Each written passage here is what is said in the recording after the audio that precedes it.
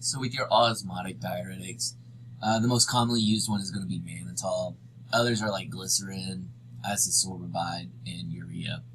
And what they do is they osmotically draw water into the glomerular filtrate.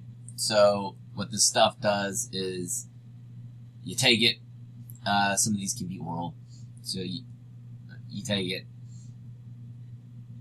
it gets absorbed into the body, into the bloodstream, and then it gets filtered out for this glomerular filtration. But these molecules are too big to get reabsorbed, or they don't have any special proteins or carriers to get them reabsorbed, and so they stay in the filtrate and they can't come out, and so they osmotically keep that water in the filtrate, and so that increases urination. Side effects are stuff like nausea, dizziness, headache, pretty much the common ones, right? If your plasma, so you take this stuff, right, and it brings water to the blood. That's how it can be used for cerebral edema or glaucoma. So it's pulling that extra water out from the eye or around the brain and bringing it into the bloodstream. And that can increase the amount of plasma. And so if you have a poorly functioning heart and you increase the pressure or the amount of blood in that heart, it can cause it to fail. With your osmotic diuretics, you're not going to be changing your ion balance or your acid-base balance. You're just increasing the amount of water that is leaving your body. So one of the other side effects of this can be like dehydration. With your carbonic anhydrase inhibitors,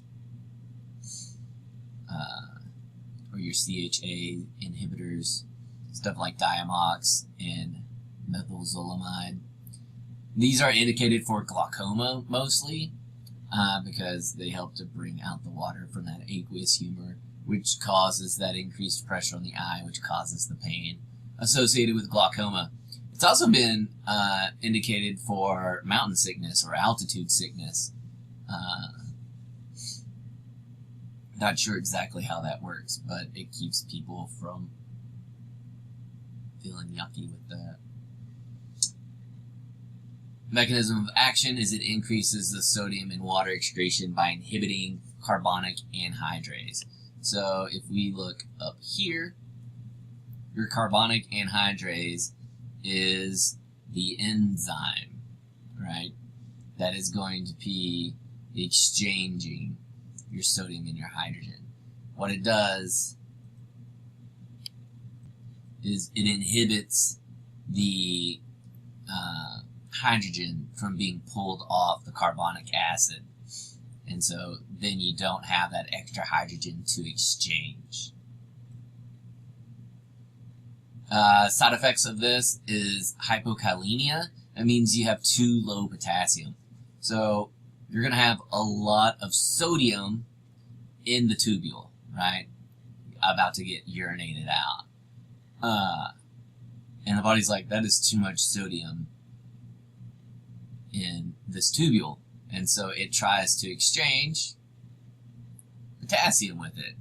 So it's trying to, it's like, okay, we'll kick out the potassium and try to bring in that sodium because we have too much sodium in the urine. And so it can cause you to have too low potassium. It can also cause too much uric acid to build up. Without enough bicarbonate being formed, you're also going to increase the amount of chloride ions entering the blood, and so you can get hypercholemic metabolic acidosis. You also have drowsiness, anorexia, GI issues, headache, and depression could be side effects on your carbonic anhydrase inhibitors like Diamox.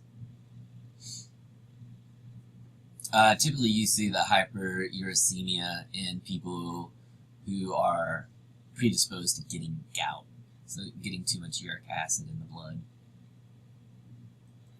With your thiazide and thiazide-like diuretics, this is actually the biggest group of diuretics. There's a lot of different ones out there, like choral thiazide or diuryl, metolazone, and those are probably the two most common used, but there's a lot of others.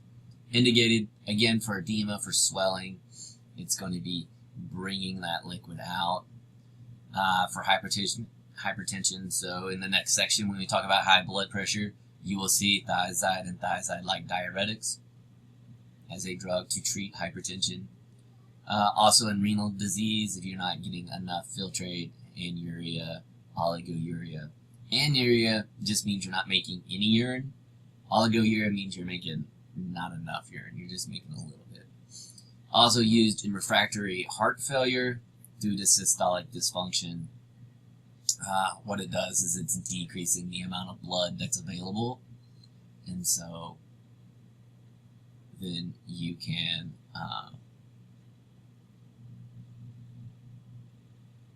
pump better. Typically, if it's going to be used for refractory heart failure, you're going to have your thiazide-likes and your loop diuretics combined.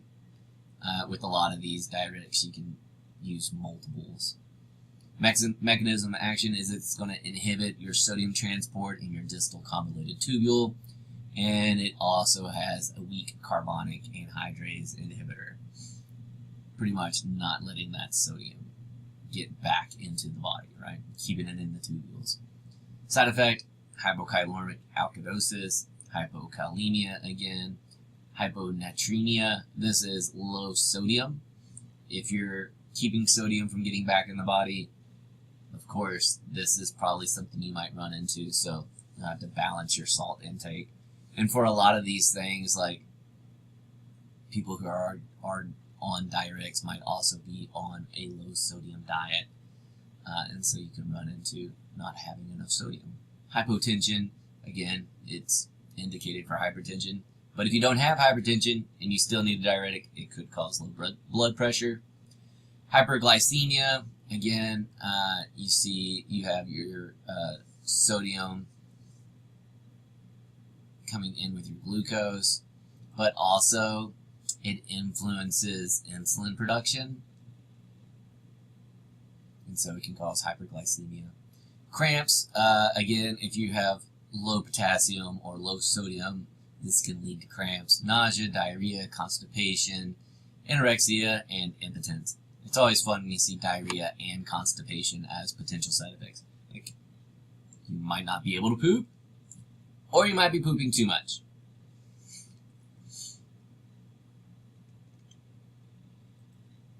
Then we get to our loop diuretics, or your organic acid diuretics. Again, indicated for edema. This is for people that are thiazide resistant.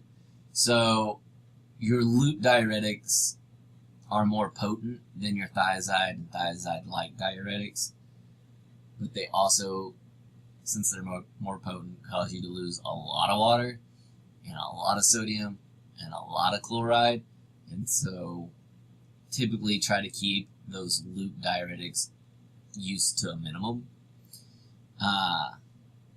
It works good for peripheral edema, pulmonary edema, chronic heart failure, cirrhosis, ascites. Ascites is when you get fluid buildup in the stomach area.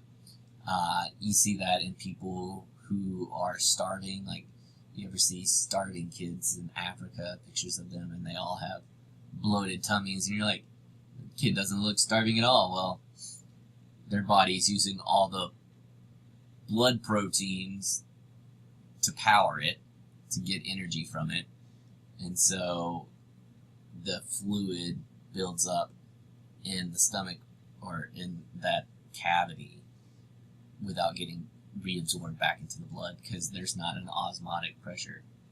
But you also see it in people with cirrhosis and a lot of other stuff. So loop diuretics can fix that by pulling it back into the blood and excreting it out, right? The mechanism of action is it inhibits your sodium chloride exchanger in the loop of Henle, and so you're going to be not bringing them in. Side effects, hypocaloric, since you're not bringing it in, they get co-transported. Since you're not bringing it in, you're not going to have enough of it. Hypokalemia, same thing as in the last ones. The body's still breathing up too much sodium in that distal convoluted tubule, and so it tries to exchange the potassium for it. Nausea, hypotension, again, too much uric acid, hyperglycemia, and ototoxicity. Ototoxicity is ringing in the ears. It can influence your ability to hear. So it's also contraindicated with anything that also has ototoxicity, like your aminoglycoside antibiotics, which we'll talk about when we get to antibiotics.